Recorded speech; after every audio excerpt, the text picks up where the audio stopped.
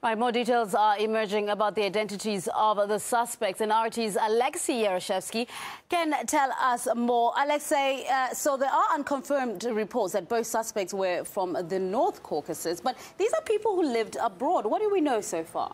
Well, we know little so far, and it's actually yet to be determined whether these guys actually lived in Russia at some point of time, or maybe they emigrated a long time ago, because we used to have a huge problem here in Russia with the Chechen terrorism.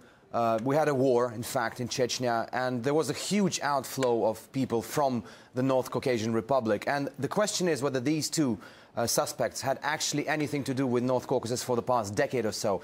Because after the war, many people emigrated. Some of them were just looking for a peaceful life. Some of them had affiliation with terrorist groups, and they were fighting the war here against the federal forces on the Russian soil. So, you can see Chechens now anywhere in Europe, in France, in England, even in the United States, as far as in the United States. Most of them were given political asylum there. And the question is whether these guys had actually anything to do with terrorist organizations, whether they have any affiliation with any known terrorist organizations at the moment. Well, we'll obviously keep our viewers updated on exactly what and who are they, and if they have lived abroad. Do you think they did live abroad? I mean, did these suspects have anything to do with Chechnya today? I don't think so, because many of them emigrated a decade ago. I mean, we don't have the war now. We don't have it for the last, almost 10 years now. And the reality is, most of them left.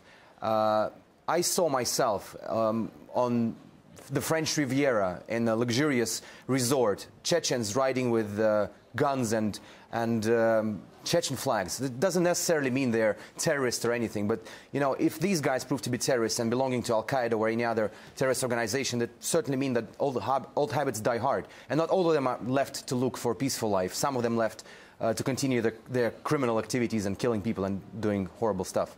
We are, of course, Alexei, right now, what our viewers are looking at now is the two pictures of the suspects who we are not officially sure whether they actually do come from the North Caucasus, but there are reports saying that they do. So we just want to make sure that our viewers know that these are just reports that are coming out. We will get clear confirmation in the next couple of updates as we continue with the story.